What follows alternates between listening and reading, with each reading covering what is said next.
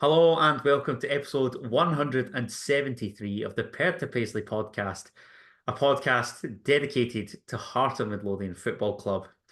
The Jambos are currently undergoing their worst start to a season in an 8-game spell in our 150-year history. It's the 10th time that a Hearts team have started the league campaign without a win in their opening 5 fixtures, and HMFC have gathered their worst points return in their opening quintet of matches since 1901. I'm sure this podcast will be bursting full of positivity, so strap yourselves in. I am Adam Kennedy, and to discuss the Men in Maroon's latest loss is Daniel McIver. McIver, I'm looking for a reason or a few reasons to be happy. What have you got up your sleeve for me? Because we're now about to get massive investment and win the league, so it's fine. Who cares about these opening Nice. 5 games? Doesn't it matter? It's fine. I've got to thank Joel Sked for his cracking work in unearthing some of those statistics. That was a horrible read. Because it's not been the start to the season that we had all hoped for, has it? Do you remember the podcast we did after Rangers? How optimistic we all were. That's it. We've all fallen into the trap. One swallow doesn't make a summer, sadly. Yeah. Yeah. I don't, in fairness, admittedly, I don't think anyone expected it to go this badly. I don't think anyone no. expected it to be as good as we thought, but I don't think anyone was like, oh, it's the worst start ever. Happy 150th year, by the way. No, definitely not. One player that is adamant that Hearts will turn things around, but will now play no part in doing so, is Nathaniel Atkinson. Nathaniel Atkinson has left Hearts to join Melbourne City in his native Australia. The fullback makes the move back to the A-League side on a permanent basis. 25-year-old Nathaniel joined the Jambos in January 2022, would go on to make 72 appearances in Maroon and scoring 3 times. The club say that everyone at Hearts thanks Nathaniel for his time at the club and wishes him well for the future. You're no great lover of Nathaniel Atkinson. I'm no great lover of Nathaniel Atkinson. But he heads back down under. A man who had a better song than he ever was ability, basically. God love him. Could file many a Hearts player under that true, umbrella, to be fair. He had a particularly good one. Yeah, it was a banger. Listen, he never was one to trying, which is always a thing that a lot of fans will be like, well, he wasn't good enough, but he never made it obvious that he didn't want to be here, and he never gave up. He never downed tools or anything like that. So it just didn't work out. Had a couple of good moments. The main one is probably the equaliser at Killy. Is the main highlight of Nathaniel Atkinson. Air and just slams home. Yeah, that was bedlam. And his song, as we say, that will be the prevailing memory of Natty Atkinson. The song. And his dogs, when he first signed, you were big on his dogs on Instagram. Have you seen the video from his dog's Instagram? No. I didn't even like him, and I nearly started crying. It's the most heartbreaking thing ever. Shout out Natty Atkinson's dogs. Because it's about leaving their home and going to I'll be sure to check that out. So he's not taking them with him? No, he is, but their dogs were really young when they moved here, so they've basically only been in Scotland. Grown up in Scotland. That's sad. And now they're leaving to go back to Australia. Nicer weather, hotter, better looking people. What the hell's happened to Scotland?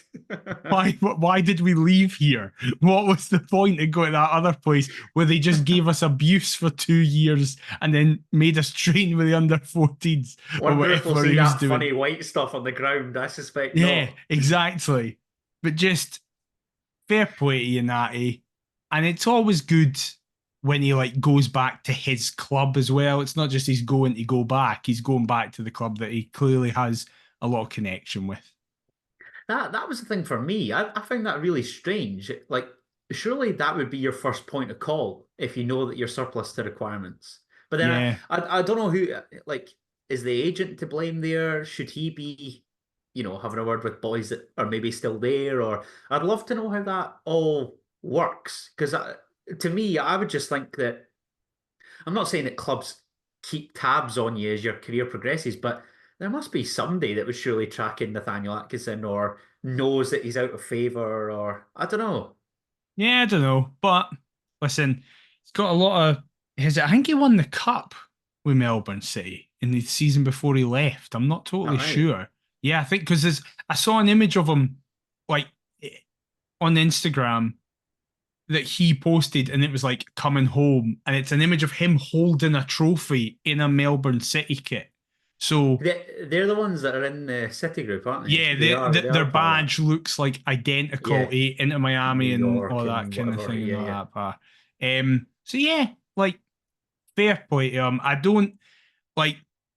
I know everything with Taylor, Oyegoki, and all that. This opening, I was about to say this season, the opening 5 games has led some people to be like, "We've got Atkinson, we've frozen him out." I personally was of the opinion Atkinson's had plenty of chances. We've got this young Forrester in the B team who's coming through really well and is looking really, really good. So if we were in a situation where we were turning away from Taylor and Oyegoki, I'd rather we turn to Forrester, who's a young player through the academy, than a guy who we already know his limitations. Yeah, I did see a lot of people say that the fact that he was frozen out, not even just like given the chance to put himself in the shop window in these fixtures was a bit of a frustration, but I can't disagree with you to be honest. Again, plenty chances to basically nail down that spot and make it Yeah. his own. He basically did because we had nobody else there really. Yeah. So I don't, and obviously when you sign two players that can play in that position in the summer, I think that pretty much tells you that your Yeah. days are numbered.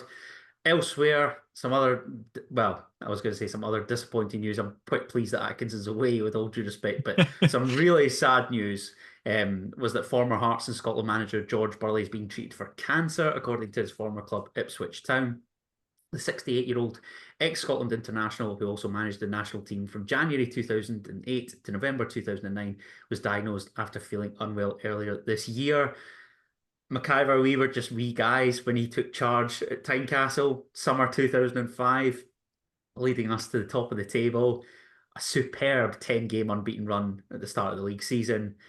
But there was unrest with Romanov, an uneasy relationship, let's just say. I think, was it irreconcilable differences with the board, Yeah. as was being stated, but very, very sad news given he basically is the father figure of the classic, the ultimate what if season. There's the is it Ian Murray?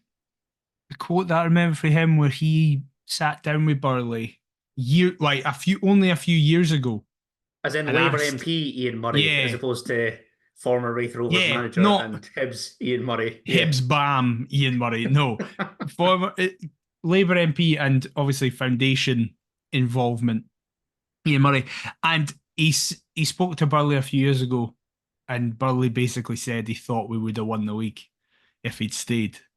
And it's like, listen, now, as you say, it's a what if. I also secretly don't think we would have won the league, but we never But will we'll never know. know. Yeah. And he is just like, I mean, by a literal fact, he's the most successful Hearts manager ever, like statistically. But just also like, as you say, a guy that was at the helm when you and me are starting to really get into football. Obviously, our first games were a few years before that, but That's the first kind of instance where you're questioning something that happens. yeah, I Like even as remember a it. wee Yeah, guy, I was yeah, thinking, how can he lose his job if we're doing so well? yeah. I remember not understanding it with my dad because it Yeah, was like, "What do you mean we're winning all the time?" Like what? we look really good, Yeah, and then just as your dad did, my dad's going, "How on earth is he being yeah. sacked?" Like what? Um.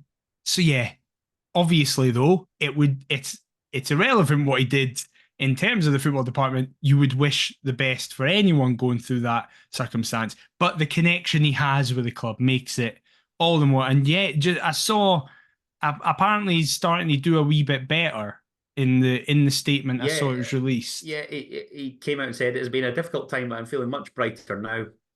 In fact, I'm able to get to matches at Portman Road and I'm enjoying watching the team playing back in the Premier League. That's lovely. We are Amazing. grateful to the club for the support they have shown me and my family, and I would ask that everyone is respectful of our privacy at this time. Amazing. Well, all the best to him, and hopefully he's just back being a shouty man as I have memories of him being. Absolutely. Just kitted out in that Hummel Yeah, trackie. exactly. That's all I think. What a time to be alive. But hey, the season did still end in success. We've got to remember Yeah, it that. did. Exactly. So there you go. Basically, the founding figure of the most successful season that we've seen. Yeah. Um, Now we're going to go and chat about What a what's proving juxtaposition that an is. unsuccessful campaign so far. Ironically, at the ground that kind of decided his fate, if you pay attention to all that, Patter, by drawing with Celtic. I know, I know. Fucking Romanoff, man. What would give for that now? I know, Jesus crazy. Christ. But yes, we are going to go around the grounds before we chat about the latest Parkhead defeat. Aberdeen saw off Motherwell 2-1 at Pittodrie as the Dons make it 5 from 5 to kickstart their Premiership campaign. Hibernian picked up a much-needed victory over St Johnstone in what has now proved Craig Levine's final match as St Johnstone manager. The Highbees getting the better of Saints 2-0 at Easter Road. 2-0 was also the scoreline up in Dingwall as Ross County picked up again a massive victory over Dundee. And the shares were spoiled in Paisley as St Mirren and Kilmarnock, both of whom finished in the top 6 last season, fought out a 2-each draw at the Smythe Stadium. I was really worried that St Mirren were going to win that ahead of us going there this weekend, so I'm delighted that Killie came back to get the point. And in Sunday's sole Scottish Premiership match, 2 of the top 4 went toe-to-toe at Tannadice, but Rangers got the better of newly promoted Dundee United, who have made a superb start to the season by a sole goal courtesy of Tom Lawrence. What did you make of the other 5 fixtures within the Scottish Premiership this weekend, McIver? The Rangers game was apparently really dull. I only caught the last 15 minutes of it and nothing happened. So I was like, all right, okay. I was working, I was out driving my van. I'd listened to it on the radio, but by all accounts, they were trying to polish a turd, really. Yeah. So cool. The Ross County game was kind of the only shock result of the weekend for me. I really didn't expect that. Fancied Dundee strongly to go up to Dingwall and win. Given their start as well, I'm with you, mate. 100%. So fair play, Don Cowie. Our relegation contender. I was going to say, what if County win again at the weekend ahead of us playing them at Tynecastle? Oh, you can see it a mile off, can't you? Going to be some laugh. Hibs getting a win in what will be their easiest game of the season at home to St Johnstone would have been a massive shock and a real worry if they hadn't then. Just touch on it now. I don't really know what St Johnstone want more than Craig Levein. And I don't mean that in terms of like, I understand the criticisms of his style of football. Fucking believe me, I'm a Hearts fan. I understand the criticisms of his style of football. But when you are a team in St Johnstone's position and considering where they were when he came in, he did his job and more. I kind of think if you're going to sack him, why not just sack him at the end of last season? Then you've got a full summer. Yeah, 5 games seems a very strange time. But yeah. Am I right in saying they gave him an extension though last year? I think they did. I think they gave him an 18-month extension. After basically keeping them up. Yeah. Weird. I know. Because I was thinking, who are the runners and riders for the St Johnstone job? Probably would be Ian Murray, who is in the exact same situation at Raith Rovers, where it was like, why give him that pre-season, their first league game, and then decide to sack him? Mad. And Rovers have hardly picked up since then either. Yeah, no. It's crazy. I've seen Rhys McCabe linked with the job, and I think he would be mad to go to St Johnstone. No, don't take that job. Yeah, that would be insane. Aberdeen, just keep on. Get Tommy Wright on the blower. I'm trying to think of who. Fuck it. Get him back. Aye, exactly. It'll be a laugh. Yeah, Aberdeen, just keep winning. That'll be fun when we go to Pittodrie. I mean, Aberdeen could be where we are, and we could be where Aberdeen is, and I'd still think we're going to get beat in Pittodrie. Yeah, fair point. And then the game of the weekend was definitely Killie St Mirren. What the fuck is going on with Killie's discipline? Because have you seen that red card? Listen, if they could keep all 11 men on the field, they'd be some team, Kilmarnock. Yeah. They really would. Have you seen the red card? Just sheer stupidity, isn't it? It's like, so I didn't see it before I saw Derek McInnes's comments. I saw McInnes's comments first. Oh, right, okay. where he's been like, he'll be fined 2 weeks' wages. He's not going to play for the next couple of games afterwards. It's a disgrace. He's because apparently on Sports Sound there was like debate about whether that should be a red card, and McInnes was like, that the referees made a bold decision there, and I stand by, even though it's my player, that should be a red card, definitely. I was going to say, when the manager who will face the most flack regarding these little decisions that spin games certain ways, when he's the one coming out to say that it's a disgrace, you know that it's bad. Yeah, and that's like Joe Wright's second red card in 5 games or something like that. Honestly, you'd be as well just having a punt as to who gets sent off each and every weekend. You're bound to get one. It's crazy. But yeah, fair play to Killie for being with 10 men and coming back for a goal down each time. That stat about Derek McInnes against St Mirren is ridiculous as well. And he's from Paisley. It's the best part of it. Yeah. Born Paisley, former Morton player and manager? Anyway. A huge fan of those little statistics like that. One loss in 33. Now 33 because of that game there. Incredible. Crazy. Mad. And then all of that was accompanied by our game. Yeah.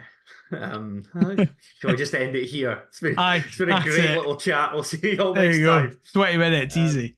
Yeah, that'll do. Yes, you are right. I kind of wanted to just come back next week and just pretend that the international break was longer than it actually was, but agreed. Sadly, we can't really do that. Stephen Naismith made 3 alterations to the side that faced Dundee United prior to the international break. Kai Rolls slotted into defence in place of the ill Frankie Kent. Gerald Taylor replaced Jutaro Oda. And the fit again, Benny Beningame was drafted in ahead of Blair Spittle in the middle of the park. That meant that Hearts lined up as follows in a 3-5-2 formation. Craig Gordon in goal, a back three of Stephen Kingsley, Craig Halkett and Kai Rolls. Gerald Taylor at right wing back, Luke Penrice at left wing back. I was just about to say, what are you doing? With Malachi Boateng, Benny Beningame and George Grant in the middle of the park, with Kenneth Vargas supporting Lawrence Shankland in attack. McIver, I suspected that Hearts would line up in a 3-5-2, given the success that we had against Celtic last season with this formation. However, a couple noteworthy absences personnel-wise had me rather worried come 1:45 on Saturday afternoon, as I messaged you. I was going to say, so worried that you messaged me, panicking. Like, what the fuck's going on? Obviously, the Kent one, we very quickly got an explanation of being by the way, he's ill. Because everybody was going, oh my God, we're going to a slick Celtic who look miles ahead of everybody else without our best defender. This could be a very, very long afternoon. Yes, exactly. And especially then when it's Halkett filling in and the way that he is not, to be nice to him, because I love him, he's not filled many people with confidence yet. I would share that concern regarding somebody else. I'd put he and Craig Halkett in that same boat very much, where it's like, fitness-wise, are you going to be up to it?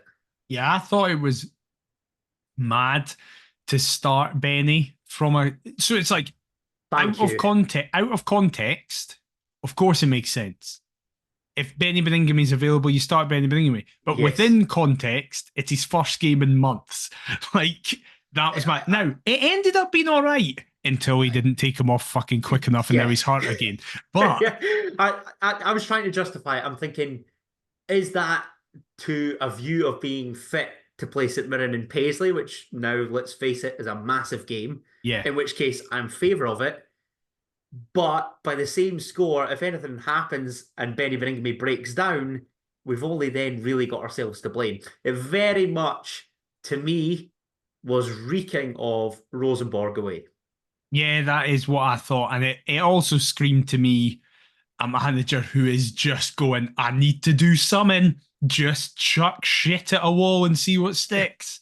Or pick your favourites, because let's be honest, Benny Beningame just appears to be Stephen Naismith's teacher's pet. Very fair. And listen, we were saying this before we came on. I don't actually think I've got much to say about this game generally, which I know isn't very interesting because I felt like everyone just played actually all right. Like there were none of the worries that I had actually came to fruition in terms of I was terrified about Halkett. I thought Halkett was actually really good. I was worried that Benny would be immediately off it. I thought Benny was really good. I thought Taylor coming in was going to be shit. He was really good. I thought Rolls was going to be a worry. He was really good. So like, You probably thought we were going to concede an early goal. We didn't concede an yeah, early we goal. didn't, and it was kind of like, oh, it's just one of those old fun performances where, oh yeah, this is a run of the mill defeat, but it's nowhere near as bad as everybody was worrying. So everybody's kind of just like, all right, fair enough. And the important game was next weekend anyway. I I mentioned the lack of an early goal there. Um, it's fair to say that Celtic did have some opportunities to break the deadlock early on. The first chance of the afternoon comes courtesy of the host after just 3 minutes. A well-worked move down the right-hand side. Alistair Johnston overlaps Nicholas Kuhn, delivers a low ball across the face of goal, but thankfully it was blasted high and wide at the last moment by Arnie Engels. And another came after just 7 minutes following a lovely pass over the top from Callum McGregor, picked out Dyson Maida with pinpoint accuracy. He bears down on goal, looks to lob Craig Gordon. Thankfully, Gerald Taylor is able to race it and hook the ball away from danger, but it wouldn't have mattered anyway as he was offside. And again, consistent pressure. Celtic looking to take the early initiative. The best chance of the opening 10 minutes came with just 9 on the clock. Very fortunate not to find ourselves behind after miscontrol in the midfield, courtesy of George Grant. It's pounced upon by Paulo Bernardo. The Portuguese midfielder slips it through to Kyogo Furuhashi, who thankfully blasts wide after just entering the box. I was really worried when I saw that starting 11, thinking, again, as we've alluded to, if we concede early doors, this could be horrible. I really thought it could have been a cricket score. But I'm actually pleased given we've had numerous makeshift defences. This one, maybe one of the better ones that we've seen so far. I know it's only one game and we can't really use that as a case study, but And we got considering what I beat. was expecting, yeah, yeah, Um, I was saying this to you earlier. It's very good in the context of this game, but it's very bad for Stephen Naismith's Hearts generally, is that we play very well against better teams than us. When we are not expected to have a lot of the ball, when we are expected to be the underdog, a la Rangers at home opening day, away in Europe, and then away at Parkhead, they've been our three best performances this season. And I don't think that's a surprise, really. I think the way we set up and our system works best for that. So yeah, it did feel like, oh God, we're going to concede early and look at the starting 11. But almost immediately, despite Celtic getting chances, you were like, we're still keeping this solid. We're keeping it tight. And my dad made the point that what a lot of people were saying the international break came at a good time for us. But also, I think it came at a good time, including this game, in terms of it was probably the best time to play Celtic because they had their flow altered and interrupted. Because prior to that, they were just free flowing week to week, just going for it. Then they suddenly had a week off. And yes, they still win comfortably in the end, but they weren't the Celtic we've seen this season. that's just going to commence again after now, obviously Oh, being back yeah. into action. Even their Champions League draw, they obviously played Yeah. Bratislava on the night of release. I mean, if they don't win that, then they're never ever going to make it Yeah. out of a Champions League Yeah, group. exactly. And Um, you saw it, and I was just starting to think, like, oh, I don't know if we'll do anything here, but it's already going better than I thought it was going to be. do you know what it's like? Going to Glasgow and facing the Old Firm, if you're not at the game, it's like when you're working a job that you hate and you're just desperate to see the end of the day Yeah. and you're constantly clock watching. The amount of times where I'd look at it and it'd be like, let's get to 10 minutes. Let's get to Yeah. 15 minutes. Let's get to 20. Just gradually build it up, build it up, build it up. And then the longer it goes, you gradually get that more optimism. You think, oh, okay. But then you get asked to stay on at the end of your shift and you're like, oh, great, thanks. Really appreciate that. I mean, thanks for the What money, an but analogy. it's At least you get the paid. last thing that I want to be doing. Well, yeah, I suppose, yeah. If the Hearts fans could get reimbursed in that Yeah. way and at Parkhead, I'd feel a lot better about life. But Yeah. yeah, Celtic continued to pile on the pressure.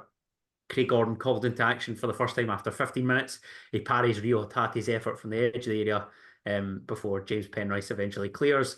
And on Luke 22 Penrice. minutes, Luke Penrice, on 22 minutes, Celtic would hit the woodwork, still in search of that opening goal. Arnie Engels sent into the Hearts area following a lovely flick on from Nicholas Kuhn after he receives Alistair Johnson's throw in. The Belgian shoots from a tight angle. His effort crashes off the post. It's one of them where you're thinking, please just don't hit off Craig Gordon, because some I hate that when you watch a goalkeeper dive and it ricochets off the post, off their back and in. You just think that's so unfortunate. But Yeah. thankfully, Dyson Maeda can't recover the ball on the far side as it bounces out. Um, Again, riding the storm is the best way to put that. We're not making any chances, but No, we're just hanging staying in there. steadfast. And hey, we were doing it. In fairness, we were doing it. You need a bit of luck sometimes. And in this game, we did not get any fucking luck apart from they hit the woodwork. No, because as you said, we hadn't carved out anything until the half-hour mark. George Grant's free kick sees Lauren Shanklin's header saved by Casper Schmeichel.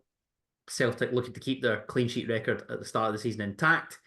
From the resulting corner, however, Lauren Shanklin's header appears to have been handled by Liam Scales. I can see a grin emerging on Daniel McIver's face. A lengthy VAR review from referee Colin Stephen. It's eventually overturned as no penalty, having initially been given in the first place. That smile has been wiped from your face. What are you going to say? I feel like we just need to speak about the one they got given now as well.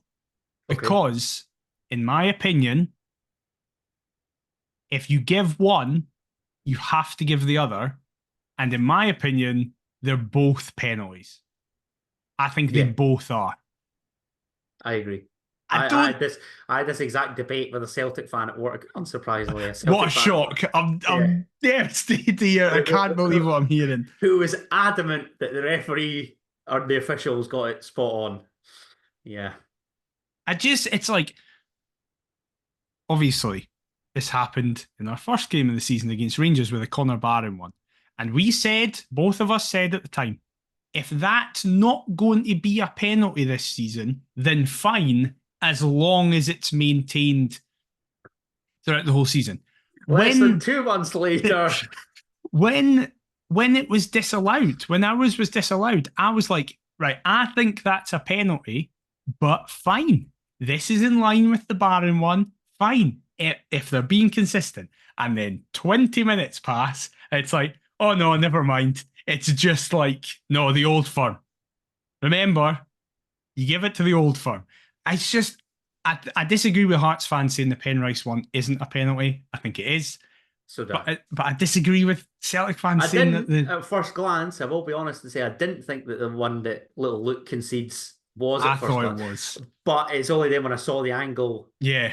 From behind the goal that you just Yeah. think that is an unnatural position. Yeah. I can't. It simply is, and I don't even know what he's doing. He tries to nearly catch it. I know. I don't get what he's doing. But likewise, I disagree with the people and pundits who say Scales is in a natural position. They're saying, well, he's coming down, what's his arms meant to do? And also, Nonsense. this is kind of my thoughts where it's like, I don't like it's. They're professional footballers. They should be better than that. If people go, well, that's what you naturally do. It's like, yeah, but let's not bring. Playing in Scotland, they're not the elite level. But that's what I mean. It's like, let's not bring in what we'd all do at this level. Because if we started doing that, we'd be like, well, we'd all be gassed after 35 seconds of running and we wouldn't be able to pass a ball 5 yards. The point is that these guys are best of the best in our country. So I expect them, as a defender, especially as you're jumping, you need to know that your arms cannot be up. And it's not even that his arm's up and out. So I just think it's a penalty. I think the Penrice one's a penalty. And just, of course, we don't get it going our way. No, I mean, we did get to halftime at 0-0. Yeah, A few opportunities. I mean, Lauren Shanklin chests down a Kairos pass forward, exchanges a 1-2 with George Grant, but just tries a speculative effort from miles away, which, in fairness, hits the target, yeah. but just needs that little bit more power, particularly to beat the goalkeeper of Casper Schmeichel's quality. However, as disappointing as it was to see James, aka Luke Penrice, concede the penalty, um, we did batten down the hatches until halftime. Like I say, Craig Gordon produced a wonderful save in stoppage time to deny Kyogo Yeah. from a Maida cross. Rio Hatate spraying in behind for his countrymen, the three Japanese players looking to link up. But an incredible intervention from the aforementioned Luke prevents Nicholas Kuhn's rebounded effort from crossing the line. If you'd have offered me the chance to go in at halftime against this Celtic team at 0-0, looking relatively solid, I would have snapped your hand off given some of the goals that we've conceded recently and performances that we've been accustomed to, particularly defensively. And the lineup that was announced, it was thinking that it was going to be a bad thing. Now, I never thought we were going to be. I think I jokingly was like, "Oh, we're going to beat 4-0 in my prediction because we just kind of rushed over it." But I never thought we'd get. I saw some people be like, "This is going to be 5 or 6" when the team lineup came out. I just don't think Stephen Naismith teams get beat like before that. The lineup. Yeah, exactly. Stephen Naismith teams just don't get beat like that, and particularly against better teams, it's weird. Like, we just don't get beat in that way, typically. The only kind of the worst example of it was that 5-minute period against Dundee at the end of that half, where it felt like they could just go with every single attack coming forward. What's the opposite of the Midas touch, where everything, I don't know, everything just turns to shit? The Pat Fenlon touch. The Pat Fenlon touch. There's your title. There's your title. Yeah, there we go. But you are right, though. That was the capitulation of all capitulations. Yeah, and that was such an anomaly. I didn't think we were going to get battered, but I thought we'd be getting beat. I thought we'd concede our typical early goal. I thought within 5 minutes we'd be 1-0 down. You just go, right, whole plan's out the window. This is just going to be shite. Make sure we're not embarrassed coming back. Yeah, exactly. But yeah, I was like, we're actually playing pretty well. The majority of Hearts fans I knew were just furious about the penalty situation, and they were about to get a whole lot angrier with the start of the second half. I mean, even in saying that, the controversial circumstances in which Celtic took the lead, the penalty being awarded, rather than feeling sorry for ourselves, we did try and look to respond. Yeah. Shankland created an opportunity for himself on the hour mark from absolutely nothing whatsoever. Luke Penrice's throw nodded away by Cameron Carter-Vickers, but only as far as our centre forward, who flicks the ball round and over Callum McGregor pretty much. Lovely bit of skill. Unleashes another drive at Schmeichel, who's forced into making a good save. Again, I don't know if it's just down to the magnitude of the fixture, the team that Lauren Shanklin supported as a boy, or the fact that he's got a decent scoring record against Celtic certainly last season, but he was beginning to look a little bit more like his former self. Beginning to look a lot more like Shankland. Yes. Yeah, who is this fraudster that we've seen to open off the season? Cole Stockton, is that you? Yeah, exactly. He did. He just looked better. We all just looked better. Taylor looked like Gerald Taylor for Rangers and Tottenham, as opposed to random man from the pub that we've seen from the last 5 games. Doesn't at Dens and Fir Park, pure Jerry, does he? Anyone who he thinks is shite, he just will not play well against. As I say, Halkett just looked solid. It was like, oh yeah, Craig Halkett wins headers. Well done, Craig. And he's not trying to do anything stupid like play football. He can't do that. You could be an asset when fully fit. We haven't seen you fully fit for ages. Benny was really good in possession, like player. Breaking it up and stuff like that. It was like, this is going well. Around the hour mark, I was like, I think we do need to get Benny off, even if it will affect this game, because surely the plan is not to just make Benny Bedingame play 90 minutes at Celtic Park for his fit, but I fully believe that was the plan. Until he got hurt, I think that was the plan. Lunacy. Well, is what that would have been. Naismith's a lunatic, because I think that is what the plan was. maybe sheer lunacy is actually Pat Fenlon another touch. We're title. never Yeah, going to yeah, get that no, ever no, we're again. not. That's We're not. sheer That's lunacy will different. come up once a month. It's our That's coming club. up just with the team selections, Yeah, never mind the games. exactly. But in this game, as it entered its final 10 minutes, we were still in the game, Yep. but spurned a glorious chance to level late on. Substitutes combining. Blair Spittle taking on Alistair Johnston on the left flank.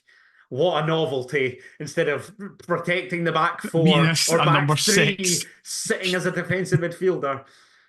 His searching cross, picking out debutant Musa Drama, who gets a foot to it from close range, but really just needs a greater contact if we're going to beat Kasper Schmeichel, who throws himself down to keep his 5th clean sheet from as many matches intact in the season's Scottish Premiership. Again, looked lively off the bench, which makes you wonder I thought he looked quite why. good. Yeah, why have you not featured up to now? Yeah. Particularly when Cole Stockton has been starting up front for us. And why are you not registered for Europe? Like this bounce game as well that took place, did he not And score a couple in he it? scored 2 against St Yeah. Johnstone. Yeah. It turns out he's the best player we've signed, and we've just not played him. Like, what is happening here? Because I thought he did look good. I think the ball's just a wee bit in front of him, and he doesn't It's quite. just on the stretch. Yeah, he just doesn't quite kind of plan for it right, and doesn't take the step earlier than he should do, kind of thing. But I'm not surprised considering it's like, by the way, here's your first competitive minutes, 19 minutes at Parkhead. There you go, mate. On you go. Against the side that have picked up maximum points, are currently winning and basically just need a Conceded second no goal to seal the goals, deal. Yeah. stuff like that. Like, You be the first scorer against yeah. Celtic this season. But yeah, I thought he looked good. And it was just like, this is way better than I thought. But we will mention, yeah, Benny broke down because fucking, of course, he was going to. And it's just, what are you doing? Get him off! Just get him off. We've got 4 centre mids on the bench. So annoying. Where's Macaulay Tate? Can Macaulay Tate now not play, by the way, because he's played 7 games? Is that him for the season? I again, like, didn't leave the club as far as I'm aware on January transfer. He can play in Europe. Transfer deadline day.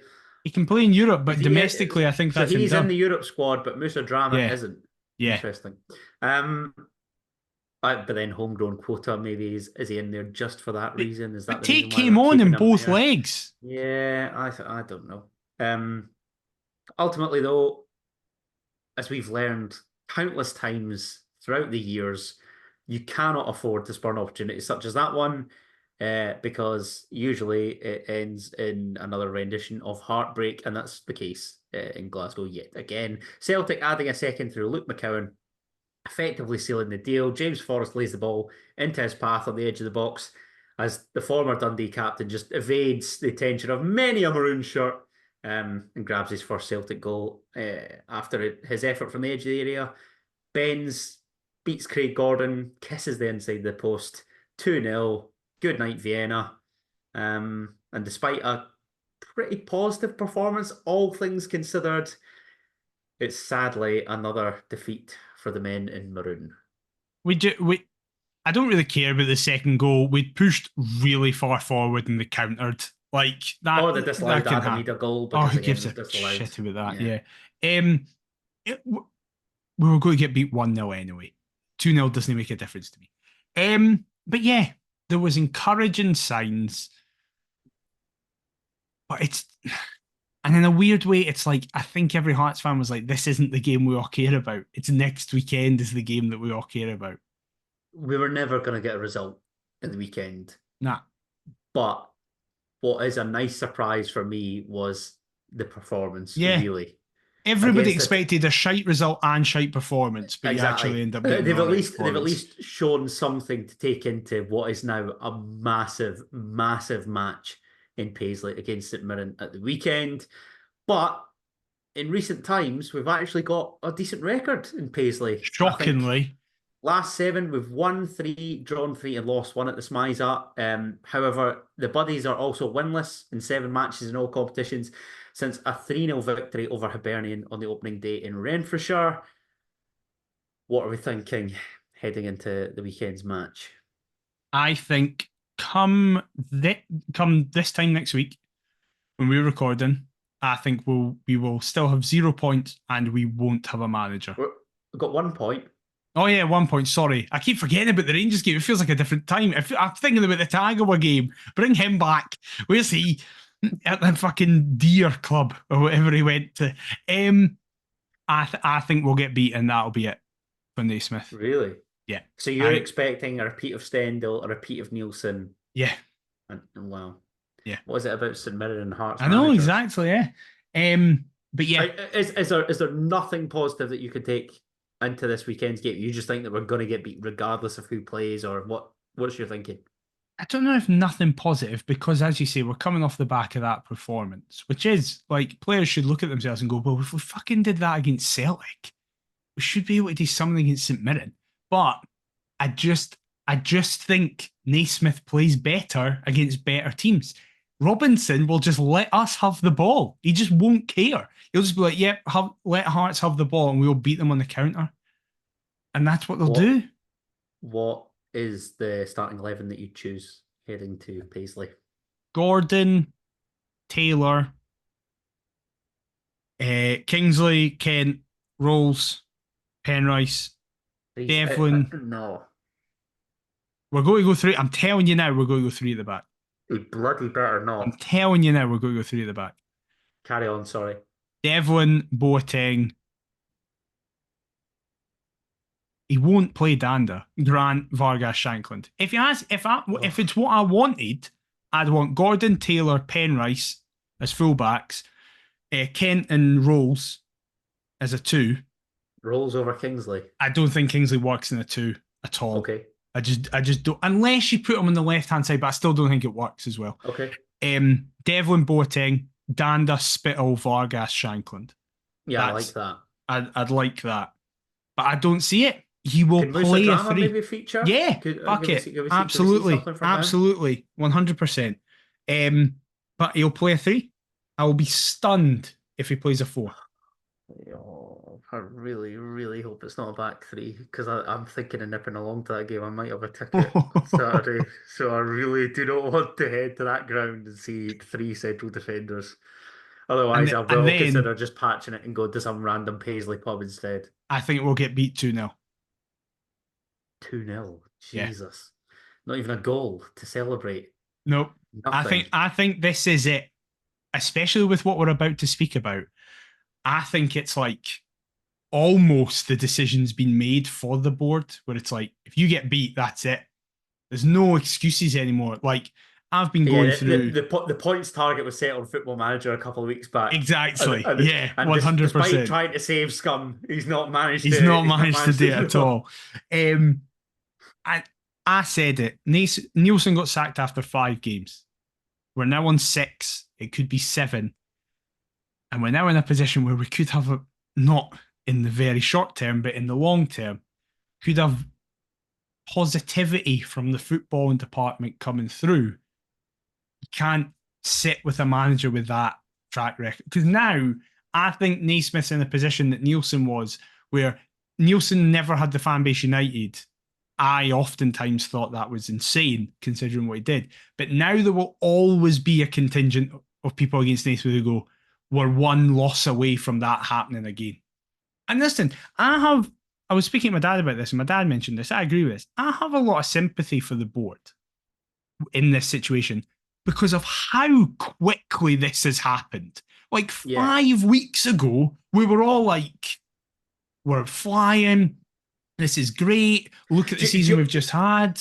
I was going to say that as well. Do you also think that because we managed to turn it around last season, they're a little bit more reluctant to do so this? Absolutely. That has to be a key reason for me as to why they've not pulled the trigger also, as well. I think a big part of it, listen, you'll get the contingent of Hearts fans who just hate anything the board do and think that all they care about is a hotel and stuff like that. And we will get to a discussion about off the field stuff. Wait for when Oasis come to Murrayfield. Hello, the money! £700 a night we're charging for that, by the way, for when they come. £700 a night. You stay in the Gorky. But I think the board are humans and will go, we're shite at replacing managers. We can't keep doing this. We have not got a good track record of this. How are we here again? So they don't want to do. They will just be sat going, it'll be fine. He turned it around last time, but obviously, as everyone's saying, it was never this bad last time. I agree with that, but what would you make of Hearts fans that would assume? I to me, if there are people on the Heart and Midlothian board, that like you have to have some form of intelligence. You might not be football people, but they'll be smart and clever folk. Fans that maybe think that the board members are arrogant or are determined or just just can't see past the fact that they believe that Stephen Naismith will turn things around or this will work. Do you think there is do you think there is some arrogance from the board to basically say, no, we are 100% committed to Stephen Naismith? Or that can't be the case, can it? I think you don't get onto a football board if you're not a very arrogant person. I don't think that's because much like I don't think there's a single football manager in the world who isn't an arrogant person. Because you have to believe that you are right. You have, and I don't mean that in a negative way, because it's like Pep Guardiola will be very arrogant in the sense of he'll be like, I know what I'm doing. This is right. It's the famous thing about how when he came into Barcelona, he bombed Thierry Henry out of a training session, and Thierry Henry was like, I'm fucking Thierry Henry. What are you doing? You're a rookie manager. I know you played here, but this is mad. But Guardiola went, I'm showing you all that I know what I'm in charge. It's my way or the highway kind of thing. And it works. That goes all the way down to wee Stephen Naismith, who'll be like, think of Stephen Naismith as a player. His arrogance is what got him to the top because he was like, I'm better than everybody here. Whatever club he was at, I missed that wee bastard. yeah, he was like, I'm the best player here. And that's how you have to be at the top level. So I think there will be an arrogance to the board because you have to believe that what you're doing is right. Because otherwise, why are you there? Why isn't someone else in that seat? What you hope they have is perspective to go along with that arrogance. Where the arrogance can be and not an agenda. Yes, exactly. The arrogance you hope is kind of like weirdly flexible, where you can be like, right, fine, I was wrong there, but now the next thing I'm going to do is clearly the right thing to do, kind of thing. So you hope that, but as I say, I think almost their hands are tied and the decision's been made for them if we get beat at the weekend. Because then there's like, what other justification can you give to keep Naismith in after the worst start we've ever had in our history, least goals we scored since the turn of the 20th century, with the only team potentially, who have Kelly got at the weekend? I was going to say the only team without a win. No, are they not playing? Kelly they at home? Fixture. Oh yeah, they're not playing. Yeah, I don't think Kelly have because it's the cup because of the League Cup. Yeah, there's a chance that we could be one of they two got Dundee teams. United after the next week when we so play they might Ross get beat. Tynecastle. They might get beat, but there's a chance that we could still, on more games played, yeah, that'd be embarrassing. Have no wins in the league. I just think. And sadly, I think we will St. get Johnstone's the only other Scottish Premiership fixture, so you know what's happening up in Dingwall ahead of that game. Yes, you do. Exactly. No. I think, depressingly, it'll be, but it could be one of those like things where we look back at the end of the season, we've sacked Naismith, brought somebody in and turned it around, going, it was worth that nightmare in Paisley because it was the thing that made the board go, right, let's get somebody else in. To be fair, any trip to Paisley is pretty much a nightmare. Yeah, that's true. Honest. That is very true. Could this be third time lucky against St Mirren when keeping a manager? Is this just blind optimism and faith? Is this delusion? Is this? I think it's a bit of delusion. Unrealistic. It's arrogance. It's not. I'm not arrogant. I can assure you, I'm not arrogant. It has to turn around at some stage, though. It has to. And then we'd enter the Ross County game managerless. Liam Fox. I honestly, I don't. I think Ross County is the one where if we fail to win, then a new manager will be put in place. You think even if we get beat at St Mirren, he'll get Ross County? That's the worst case scenario because it feels like we should be able to beat Ross County with anybody. So then it's like the board go, see? That's just my mindset. That's just the way I think. So, You might be right. God. Listen, you might be right. Why do I feel that we're going to leave Paisley with at least a point? I do. I don't know why. Because you've not had the optimism beaten out of you yet by life. That's why. But like, without getting too deep here, I've got nothing else in life at the minute to be optimistic about. That's fair. That's very fair. Don't want to get too deep and personal, but I need something. You need something. Or I'm going to lose my marbles. Never mind the Hearts board. And but this is what I mean. With the club. Maybe this is the kind of like, you don't see it initially, but it could be the positive wake-up call. Because we get beat, sack him, and then we get Pep in. Because Pep leaves because of all the charges. He sees the writings on the wall and goes, "Oh, Brighton, they've got some nice things. I want to be involved with them. Right, let's go there." No, don't, no. Oh, God, why am I doing this to myself? This could be it. This could be the turning point in our season. I want it to be. I want it to be, obviously.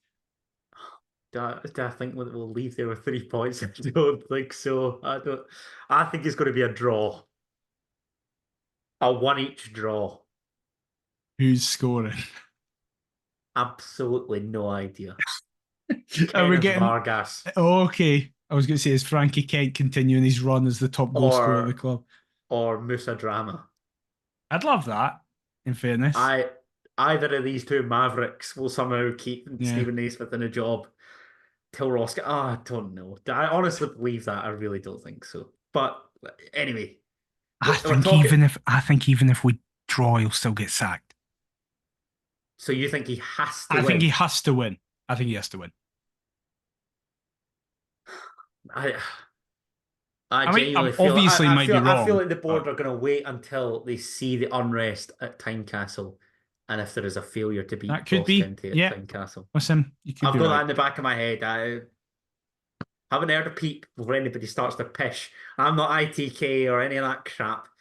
This is just sheer suspicion, sheer feeling. You've been here before.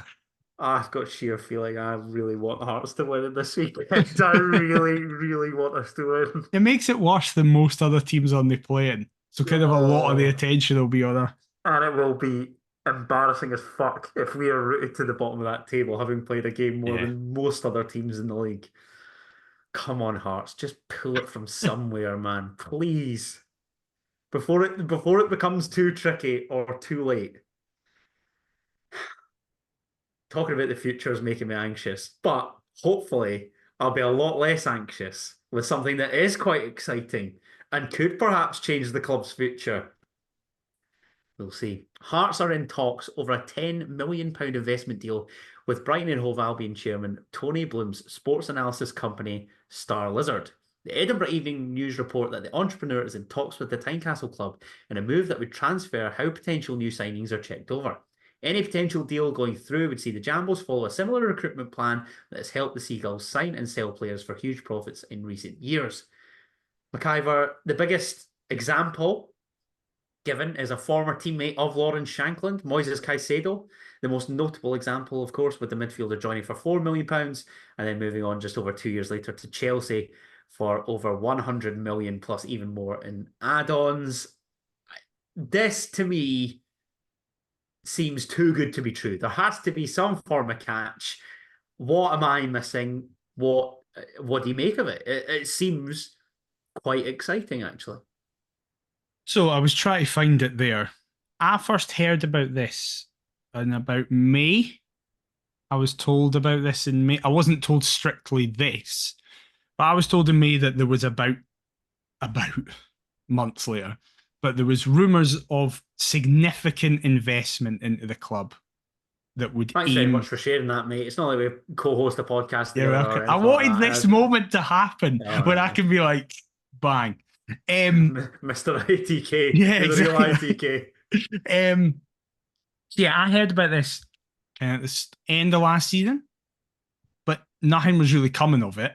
Obviously, there was a few things on Kickback where people were making reference to something, but the person I spoke to didn't know this, that it was Tony Bloom, that it was Brighton's involvement in the scouting network. So I had my day off yesterday, and I basically spent the day researching into not Brighton, because I think listen, Brighton are easily the best run from a football perspective club in Britain, and one of the best in Europe. Were they above us in that article? The one that put us top three? It must have Can't been up remember. there. Can't remember. Surely, God. We'll check that. Surely. Because from a football perspective, there is no other team in terms of recruitment that you'd want to be linked with. However, Brighton is just bluntly too high a level for us. We can't really be comparable to Brighton. So I spent the afternoon, researching about Tony Bloom's involvement in USG. I don't know how to pronounce the actual name of the club. Is it? Union Saint-Gilloise? Is it Gillois? Is that how you would say it? Gilloise? Yeah, I don't know. So I'm just going to refer to them as USG for the rest of this. So, you hipster. Exactly. Now, USG were very successful in the 60s and 70s. We actually played them in a cup thing as well. Yeah, we played Alex them in Cochrane's a cup former club before he Yes. signed for Hearts. Exactly. And what an assist for Birmingham last night. Amazing. Fucking amazing. Player. What a guy. A reasonably successful Belgian team.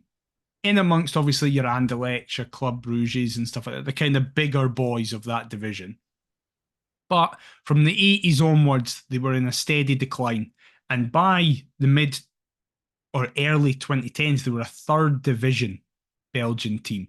They just dropped completely.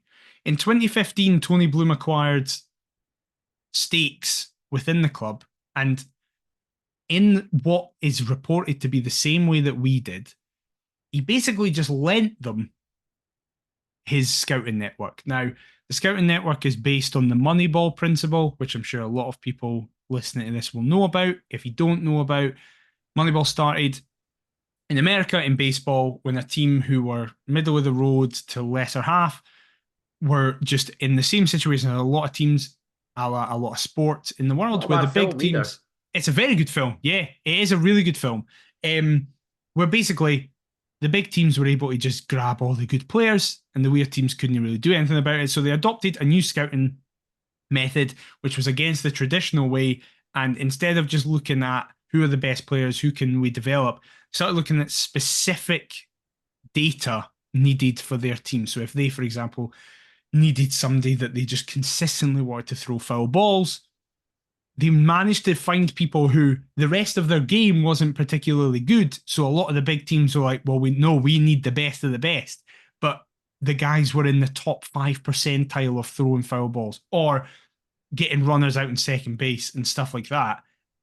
This team just went, right, well, you build an algorithm to find these players who are not the best of the best, but have a lot of pros, and hope you can develop them because they're going to be cheap because no one else is looking at them, and you can get them in and build them. And it was wildly successful and became the archetype for Tony Bloom's scouting network, where, as you mentioned, Brighton take this approach where they went, we're not going to be able to afford all these players. We can't spend, if Brighton spend 47 million on a player back in 2017, it's like, if they're not the best player that Brighton's ever seen, they're fucked. Like, they could go into admin, financial fair play, and all this kind of thing could ruin them. So they adopted this style of really, really in-depth analytics and try to find specific players that work with a specific coach's style in further flung areas of the world. That meant that they could buy a Caicedo for 4 million. They could get a McAllister from Argentina. They could get a Sarr from somewhere and stuff like that. Where if they don't work, there's a low risk because for the amount of money they have in the Premier League, 4 million isn't that much, even to a Brighton. But the potentials, as you mentioned, like overtures of 100 million for Caicedo, 80 million, I think McAllister went for. You get Matoma, who they based his signing around the fact that he did a dissertation at university about the art of dribbling. So that's why they got him in. And now he's worth 60, 65 million. Mark Cucurella, Leandro Trossard, Ben White, Yves Bissouma. Exactly. Yes. There was the joke for a couple of years that Brighton could lose anyone and they'd replace them with a guy for a tenner and he'd be worth the same amount of money within 18-month period, basically. So what did that mean for USG? It meant that in 2018, Tony Bloom invested, and in the 6 years that has passed, they were at that time a middling second division team. In 6 years, they've went from a middling second division team to a title challenging top level Belgian team playing in the Champions League, obviously they beat Liverpool very famously. They played Rangers semi-recently in the last couple of years. They've been in the Europa League. And then last season, they went right till basically the final date. Belgium do their league standings so weirdly. Yeah, they kind of have like an Americanized. They have like an Americanized March Madness type thing where third can be like better off to be going into it because it means you're going to get a better draw and all that kind of part. But they ended up finishing a point behind eventual winners Club Bruges, and then they won the Belgian Cup against Anderlecht in the final. So they went from knowledge, McIver. A fucking just a Leeds, basically before Bielsa, a team that used to have history and honours and stuff like that, but had been a fallen giant, to within 6 years massively jump it, and now they are one of the teams in Belgium that compete for the title. I am in no way suggesting that Hearts will compete for the title because we just won't. It's not the same. Even Belgium, where there is Anderlecht and Club Brugge, it's not this two club tier system where there's just those two and then everybody else. There is still a form of competitiveness. But what you'd hope is that with this scouting network, and by the way, this screams to me the reason Joe Savage left. This is like, that's why. Because they've went, we want our people involved. I've thought about that. Yeah. Good point, McIver. That to me is just why Savage left, because they were like, we don't really want you. You have you don't fit into this algorithm-based system. And interesting. I think it will really positively affect us. The big thing about it is, though, is you mentioned what's the kicker here, because it seems too good to be true. Massive investment. You get access to the best recruitment scouting network in the world. What's the catch? Because he's not investing in Scottish football for any kind of profit. He's not having some bumper TV deal or, there's nothing that comes of it. There's very little prize money in Scotland. There has to be some form of catch. So the big thing that came out of this in the last 24 hours has been a lot of people saying, so you're just doing what Hibs are doing with the Black Knights. That is not the same thing, because Hibs have become affiliated and a feeder club within the equivalent of the Black Knights group, which is like City Group. I should stress, I did read the article in the Record, and it said, as part of the proposed investment, Bloom could seek to gain a minority stake in the capital club within the next 2 years, should Star Lizard's methods hit the ground running and prove a success in Gorgie. Foundation of Hearts members would need to give the proposal the green light to go ahead if and when the time comes, states the same report. The deal on the table is based on just providing the specialised technology and no tie-up with the EPL side. Because again, you mentioned Union Saint-Gilloise, there was the whole kind of debacle where, because Tony Bloom had majority stakes in both, he basically had to give up the USG because they were playing Brighton in the Europa League and the conflicts of interest, UEFA don't allow it. So he basically had to give up the stake in USG, still holding some investment and putting all his eggs in the Brighton basket. So he could no longer be majority investment. He got around that by the guy he went into the partnership with USG becoming the majority shareholder. I didn't know that. So he still has the exact same access. Just it's our Frankie McAvoy is the manager, whilst Naismith does everything, basically. We love a loophole, do that. Exactly. Jambos. But it would be at most a minority investment. So if we drew either Brighton or USG, it wouldn't matter. You wouldn't need to change anything, because you don't. As long as you don't have majority holding in both clubs, you're still able to play each other. What a trip either of them would be. I know, exactly. Be well up for either of them. But that's a big part of it, that you don't just enter into a feeder club system where basically you are at the whim of the clubs above you or below you. That's a big part of it. The second part is, as you mentioned, the Foundation of Hearts stay majority owners. They've said that they will not budge on their 75.1% shares, which I think is a very good thing. I do not want this if it means that we start to become part of just a multi-club structure. That, for me, just isn't for me. Even if it means you could get more physical benefits, I think it's too much of a risk. We've been here before and it almost killed us. I think the way we're doing it seems the best way possible. The FOH are arguably the key factor as to why we mentioned in the article about the best run clubs in Britain. Yes. Celtic are first, Tottenham Hotspur second, Heart and Midlothian in third, Manchester United in fourth. That's bizarre. That's and mad. Hibernian in fifth. Wow. Also making up the top 10, Aberdeen, St Mirren, Motherwell, Kilmarnock, and Cambridge United. Fair play, Cambridge. Fair play. There you go. So, you mentioned what's in it for them. As you said, if this all goes well with the scouting network, it would mean that in a couple of years, Bloom gets a minority investment of 10%.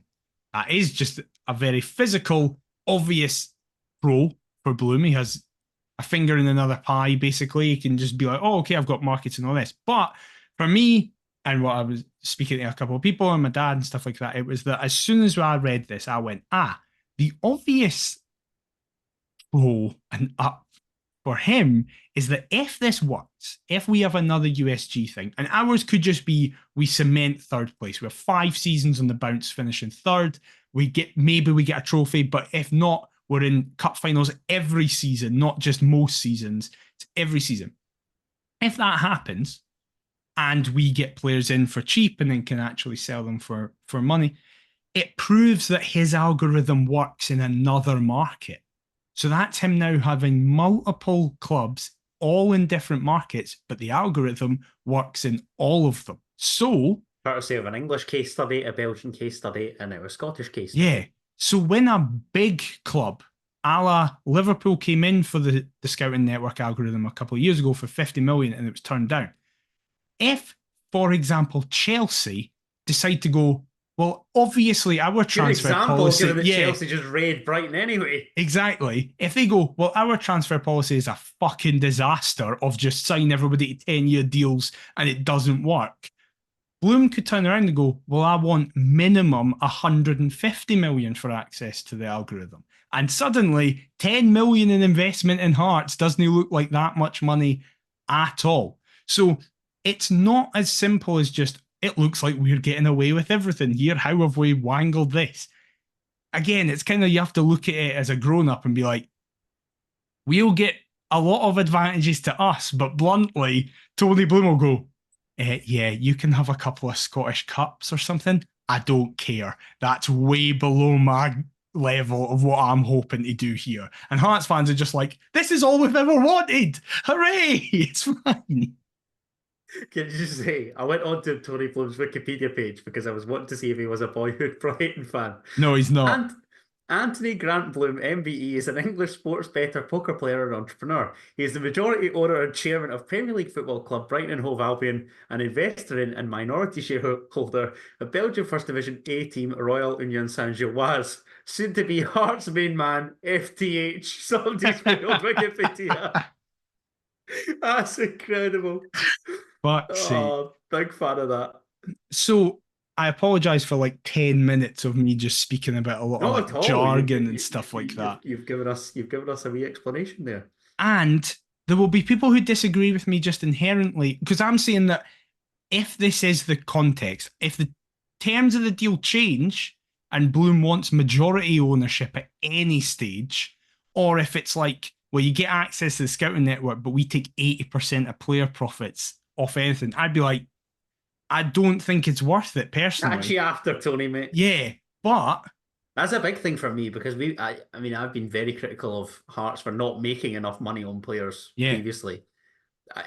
It does seem like, as much as we are a shambles on the park right now, that off the park we do make moves and we do look at ways that we can improve in various other aspects. We are an extremely well-run football club. The football side of it is just annoyingly the questionable. weakest side. Yes. Yeah. But we are this board. I mean, it's the best run we've been in our lifetimes, probably our That's not dad's saying much, mind lifetimes. you, but Yeah, you're true. right. But like for generations, it's the best Yeah. we've ever been ran in terms of the financial, the portfolio we've been able to put out. Can people complain about the hotel? The amount of money that will consistently bring in for decades, hopefully, is huge. And just the stadium generally, we're so well run. So the rumor is, I listened to Mark Donaldson on Scars Around the Funnel this morning on my lunch, and he was saying that Bloom kind of looked at a few Scottish clubs, and one of them being Hibs, but kind of looked at Hibs and went, "Oh, the way I want to do stuff, there's going to be way too many things blocking me here." And the way it was kind of hinted at was that there's a few people within the Hibs hierarchy who don't want to be pushed out in any way, kind of thing. Whereas, and apparently he looked at us and just went, "It'll be too difficult. There's no way in terms of Hearts Wow. will be too difficult to deal with. The foundation's like clearly their focal point and they won't want any leeway." But it then turned out that it's like, well, no, considering the deal, it seems, and listen, by all accounts, this is not in its early stages. They conducted a full external review over the Yeah. summer. This is far down the road. This seems to It's only be just now almost, come out in the mainstream media or yes, whatever. exactly. So listen, for me, as it's currently thing, it's obviously very exciting. If there is a single club in Britain you want to be associated with recruitment wise, it is Brighton. Oh God, yeah. Particularly given the recent track record. Um, very encouraging signs Yeah, so far. 100%. It has to be said. But despite, another disastrous defeat at the hands of Celtic in Glasgow, brushing round the grounds, looking at teams picking up points, and it being generally a bit of a miserable episode. We've managed to pick it up on a lighter note to end, ahead of a massive match at the weekend, where Hearts better get the bloody finger out and collect those 3 points, come back to the capital having beaten St Mirren in Paisley. Um, but yeah, we'll end with a quiz Yeah, yeah, to to give you some questions and some fun. Yeah, to round off what's been an enjoyable episode actually. yeah. So the first question, Daniel McIver, Oh is God. Nathaniel Atkinson departs Hearts after scoring 3 goals in 72 appearances. But what I want to know is, who did he score the collector's items against? You referenced one at I the only start of the know episode. one. But if you think about it, this, to be honest, the goal that you referenced was the one that I forgot. Did he score or did he get an assist against Talbot? I think he got an assist. I don't Who know why the I'm helping you, who the fuck but did he score? I mean, just shaking your head, going no, is like that's the only other game where I can vaguely remember him being uh, involved in do, do goals. you want do you want a wee hint to help you out here? Sure. You've got another Scottish team and one that isn't a Scottish team. So he scored in Europe. I definitely do not remember him scoring in Europe. It's a largely forgettable goal, to be fair. Natty Atkinson scored in Europe. Was he the one who scored against Fiorentina? No, Humphreys did. Was Mm-mm, he the one that scored against Pauk? mm-mm. Fuck, right, a dickhead. My guesses are Aberdeen and who the fuck did we play? He didn't score against Riga. Or did he score against Riga? No. Istanbul Besiktas. Is correct in Turkey in the 3-1 defeat. Was it 3-1 Ah, defeat? yeah. Kelly, the equaliser at Rugby Park, and I Yeah. think it was an equaliser against St Johnston at McDermott Park.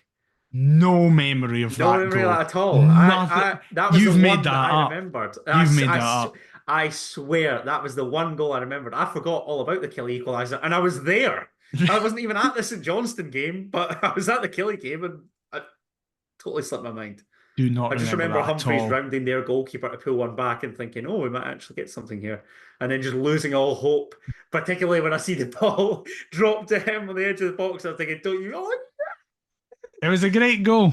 Oh, scenes. Second question, Daniel McIver. Despite not finding the net for the Jambos this season, Lauren Shankland has had the most shots of any player in the Scottish Premiership so far in the 2024-25 campaign. But how many has the Hearts number 9 taken without finding the net? Is it A, 18, B, 19, C, 20, or D, 21? Now, the natural reaction is to go 18 because he's been shite. So folk will go like that. The potential double bluff is that it's 21. It's actually the most. Okay. Is it the double bluff? I'm disregarding 18. I think that's a bluff. Right. Okay. Can't think of many shots he's had though. He had about 5 in the Celtic game. Do these count as on target or just shots? Shots. I'm going 20. Jesus, if he had 20, 21 shots on target after 5 games and still hadn't scored, we'd be going, what the hell does he have to do? That's very true. I'm going 21 just because I think it's a double bluff. Daniel McIver, there was a bluff. Oh, is it fucking 18?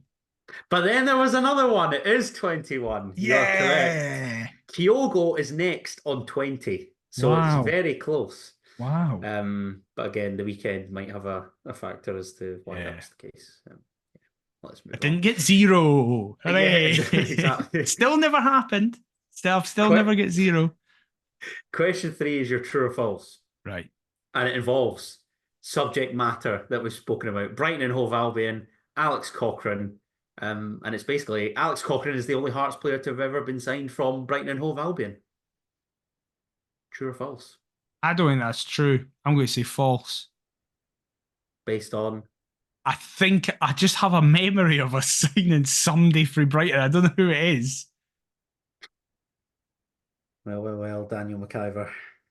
I want to be wrong. I want Cochrane to be the only person we've ever signed. Sadly, he's not the only one that's signed from Brighton. So you're correct.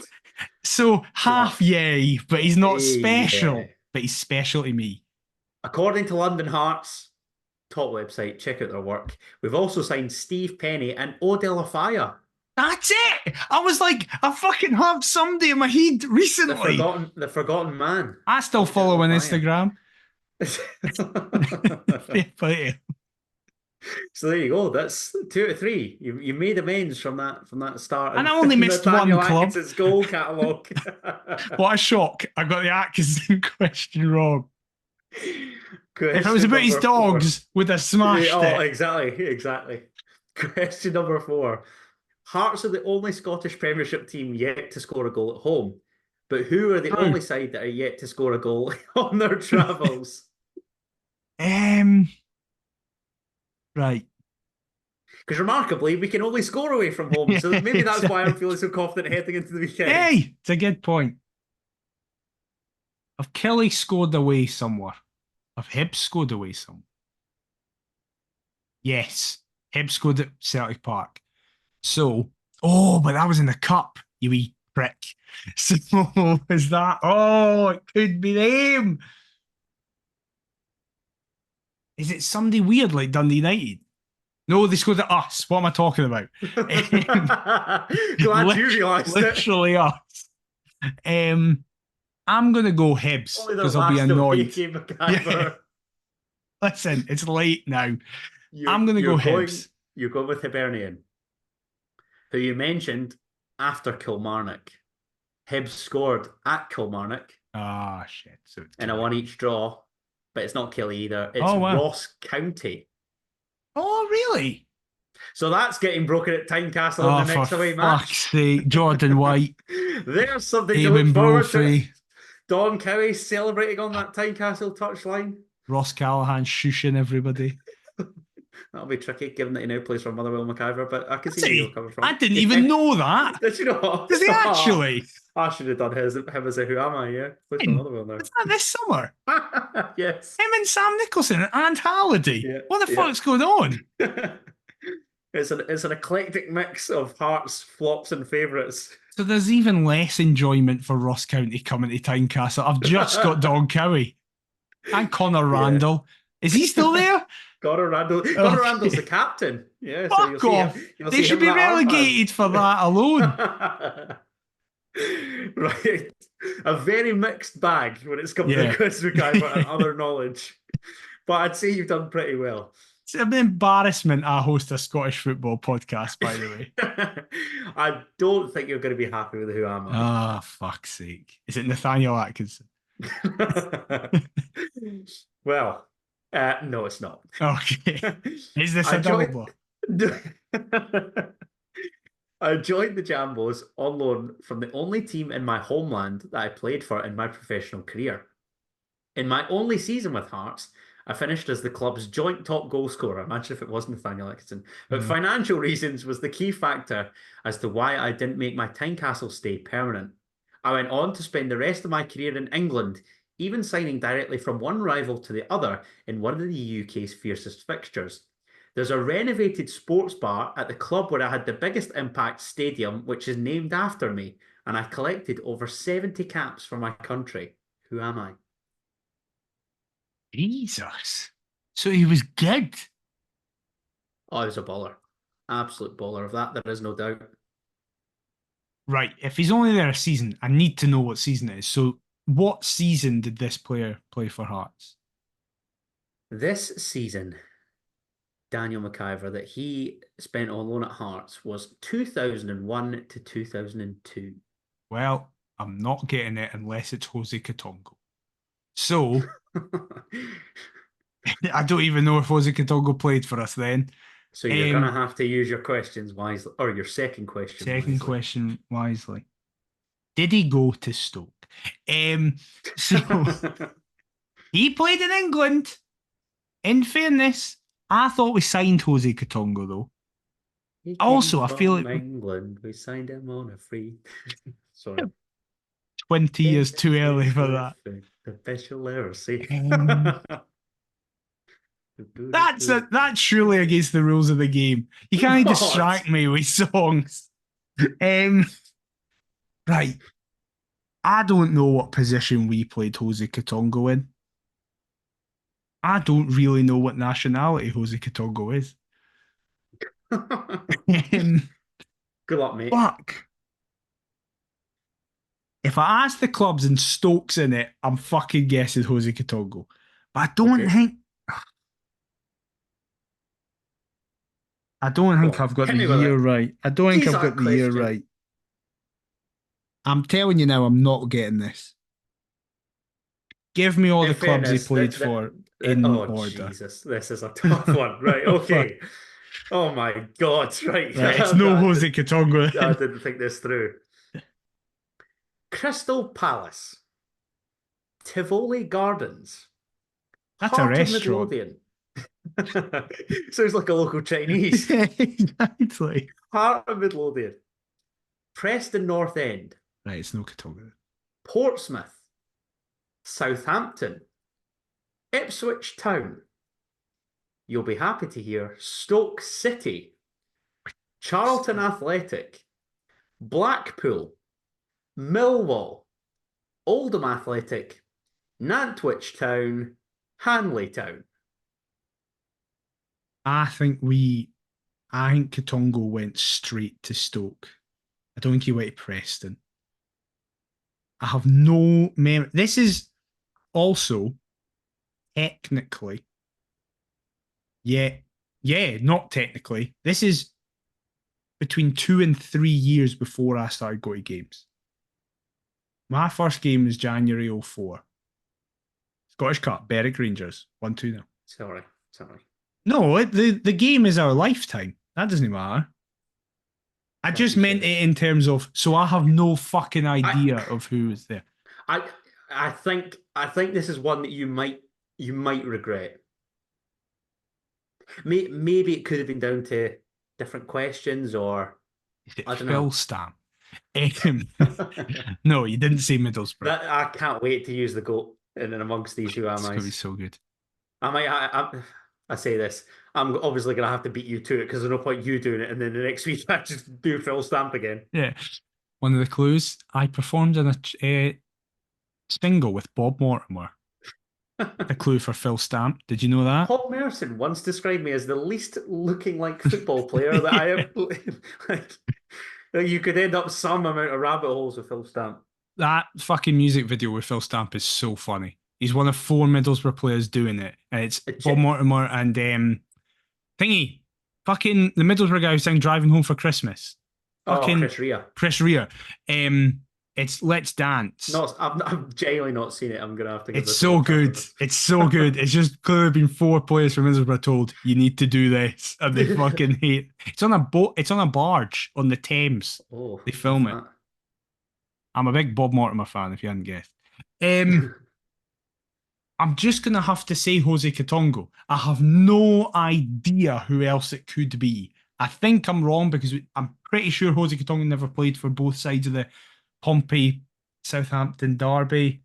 I think Katongo went for us to Stoke. I think I've got the time wrong for Katongo, but I've got nobody else in my head, so I'm going Jose Katongo.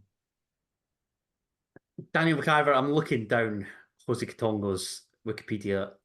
You are correct. He didn't play for Portsmouth. He didn't play for Southampton. I don't even think he played for Stoke in and amongst the 20 clubs that he did represent. Jose Katongo never played for Stoke? No. Why do I think that? I have no idea. It just screams of my knowledge of football. The answer in question, there's been a lot of Barclays men going around with the trends. This is the penultimate Barclays man, as far as I'm concerned, is Mr. Ricardo Fuller. Ah, that's it. What a player. I would never have got that, ever. It didn't matter what anything else. I would never have got that. Tivoli Gardens is a Jamaican football club based in Kingston. Right. They've won the Jamaica Premier League title 5 times and the JFF Champions Cup 3 times. What a club. What an outfit. 12 goals and 16 for them before signing for the famous. For run through the other clues, I guess. Of course. But yeah, Ricardo, that's where I'm getting the Stoke thing from. That's where I'm getting it from, Ricardo Fuller. So we sent, I was convinced that we sold somebody around that time to Stoke. Have I just made that up? That's one for our older listeners, I'm afraid. I have no idea. I'm going to have to go back through the archives and try to work this out. But anyway, so yeah, went from Pompey to Saints.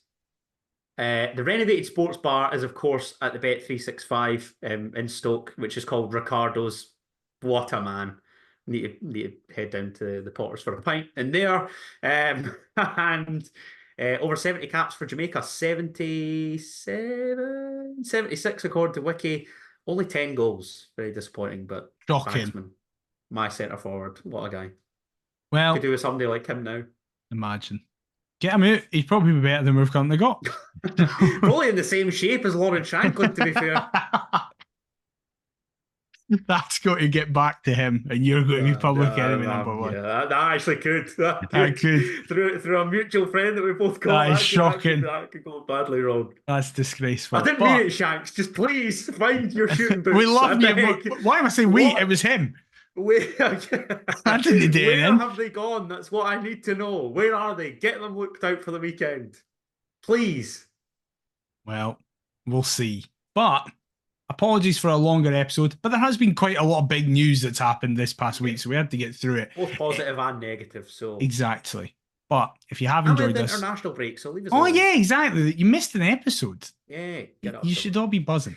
If you are buzzing, let us know on a podcast platform of your choice by leaving us a review. It massively helps. If you're watching us on YouTube, please leave a like, comment, and subscribe. Perth to Paisley on all forms of socials. perthtopaisley@gmail.com. If you want to fire us over an email, Adam, where can they get you on all the socials? You can get me on all the socials, probably sharing a Ricardo Fuller at Stoke City compilation at Adam T. Kendo. It's still my favourite thing, watching you try and be like, how do I get this in? I love it. I love it so much. But thanks, we'll be back next week to discuss all the fallout from St Mirren. Whatever that fallout may be. But until then, we'll see you next time. Bye-bye.